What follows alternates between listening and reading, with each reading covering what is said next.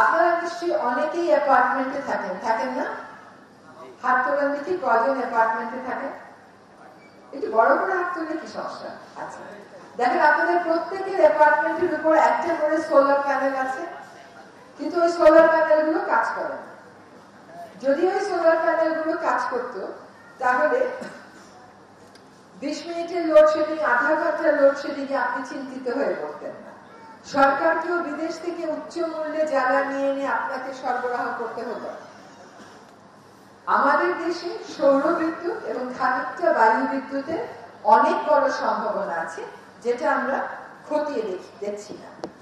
এখন এই জলবায়ু পরিবর্তনটা হচ্ছে উন্নত বিশ্বের ভোগবাদী জীবন চালানোর জন্য।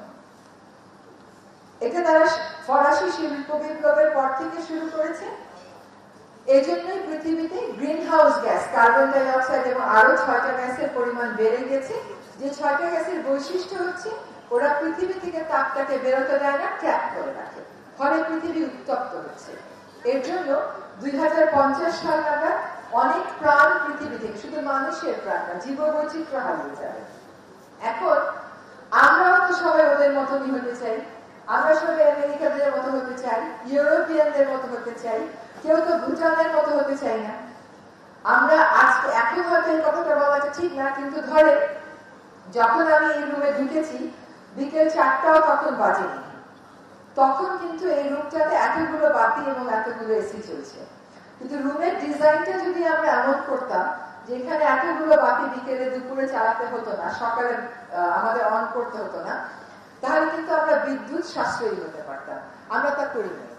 আমরা বাসায় একটা ফ্যান ছেড়ে দিয়ে চলে যাই পাশের ঘরে, লাইট ছেড়ে দিয়ে চলে যাই পাশের ঘরে, কিন্তু এই সম্পদগুলো কিন্তু নিঃশেষিত হয়ে যাওয়ার সম্পদ।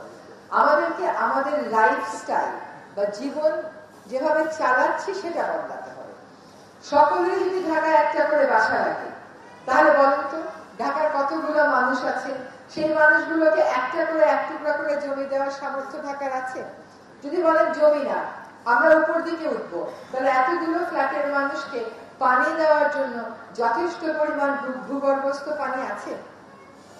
আমাদের যাতায়াত ব্যবস্থা যদি আমরা উন্নত করতাম, তাহলে সাভার থেকে, কেরানীগঞ্জ থেকে, নারায়ণগঞ্জ থেকে, গাজীপুর থেকে এসে অফিস করে আমরা চলে যেতে পারতাম। আপনি বিলেতে গেলে দেখবেন লন্ডনের মানুষ লন্ডনে অনেকেই থাকে না, আশেপাশের শহর থেকে এসে চলে যায়। কিন্তু আমাদেরকে ছোটবেলা থেকেই শিখানো হয় ঢাকায় একটা ফ্ল্যাট কিনো, ঢাকায় একটা প্লট কিনো। এই যে জীবন দর্শন, পরিবেশের জন্য প্রকৃতির প্রতি ন্যায় বিচার করতে হলে এই জীবন দর্শনটা আমাদেরকে আসলে বদলাতে হবে। এবার প্রত্যেক দিনের কিছু কথা বলি। একটা যদি বলি যে পলিথিন শপিং ব্যাগ নিয়েন না, তখন বলা হবে যে বিকল্প দেন। আপনারা যারা আজকে এখানে এই ফেস্টিভ্যালে অংশগ্রহণ করেছেন, আপনারা হয়তো দেখেননি, কিন্তু আমরা আমাদের বাবাদেরকে বাজার করতে দেখেছি। তারা চটের ব্যাগ, পাটের ব্যাগ নিয়ে যেত, ওটা নিয়ে বাজার করে এসে ওটা ধুয়ে দিত, পরের সপ্তাহে আবার ওটা নিয়ে যেত। আপনি মনে করেন একটা করে শপিং ব্যাগ আপনাকে ফ্রি দেয়?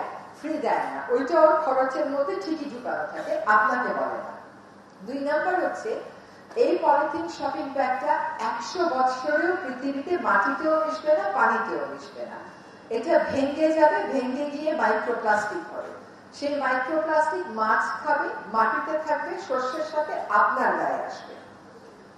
এখন মায়ের দুধে মাইক্রোপ্লাস্টিক, মায়ের প্লাসেন্টাতে মাইক্রোপ্লাস্টিক, রক্তে মাইক্রোপ্লাস্টিক, লবণে মাইক্রোপ্লাস্টিক, চিনিতে মাইক্রোপ্লাস্টিক, মানুষের মস্তিষ্কে মাইক্রোপ্লাস্টিক। অথচ বাংলাদেশের মানুষ বিকল্প নিয়ে তর্ক করে। এটা একটা অদ্ভুত তর্ক, কারণ বাংলাদেশে এই বিতর্ক প্রথম থেকেই ছিল। বাংলাদেশের মানুষ কোনোদিনও ফ্যান্সি ব্যাগ নিয়ে বাজার করতে যেত না। আপনার বাবা যদি পারতেন, দাদা যদি পারেন, তাহলে আপনি কেন পারবেন না? এটা হচ্ছে মডার্ন এবং গ্লসি শাইনি চকচকা জিনিস থেকে সরে আসার যে মানসিকতা, সেটা আমাদেরকে প্রস্তুত করতে হবে। এবং আপনারা নিউজ পেপারে পড়ে দেখবেন প্লাস্টিক ব্যাগে খাওয়া, যখন গরম খাওয়া রাখেন তখন কি হয়, ঠান্ডা খাওয়া রাখেন তখন কি হয়। বাসার পুরনো শাড়ি ফেলে দেওয়ার জায়গা পান না, পুরনো শাড়ি দিয়ে ব্যাগ বানানো যায় না, সেগুলো দিয়ে ফ্রিজে রাখা যায় না। এটা তো বিজ্ঞান। এবং এটা এত বড় বিজ্ঞান যে এখন পৃথিবীতে প্লাস্টিকের নিয়ন্ত্রণের জন্য আইন হচ্ছে, সেটাও হওয়ার জন্য অনেক কাঠখড় পোড়াতে হচ্ছে। কারণ এইগুলোর বাণিজ্যে যারা জড়িত থাকে তারা অল্টারনেটিভ নাই বলে ধোয়া তুলবে। প্লাস্টিক হচ্ছে ওই যে জীবাশ্ম জ্বালানি যেটা পৃথিবীতে এত বড় বিপর্যয়ের সৃষ্টি করছে, ওই জীবাশ্ম জ্বালানির একটা বাই প্রোডাক্ট। মানে তেল গ্যাস কোম্পানিগুলো তো সবসময় এটার পক্ষে কথা বলবে, আর আপনাকে বলবে বিকল্প নেই।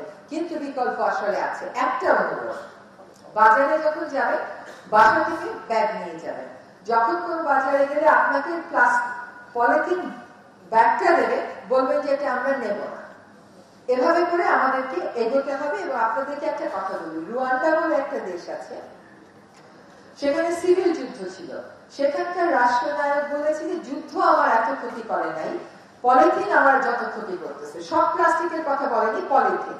তার কারণ হচ্ছে যুদ্ধের ক্ষতি 20 বছর 30 বছর 40 বছরে যায়। একটা plastic shopping bag, polythene shopping bag 100 বছরের পৃথিবী থেকে যাবে না। এবং এই পাতলাগুলো রিসাইকেল করাও আসলে সহজ কাজ না। সুতরাং আমরা যদি এটা বন্ধ করি, আমরা পাটে, ছাড়ায়, কাগজে, কাপড়ে যেতে পারি। সেগুলো আমাদের নিজস্ব বিষয় এবং আমরা পাটকে একটা বাজার প্রতিযোগিতার মধ্যে এনে দিতে পারবো।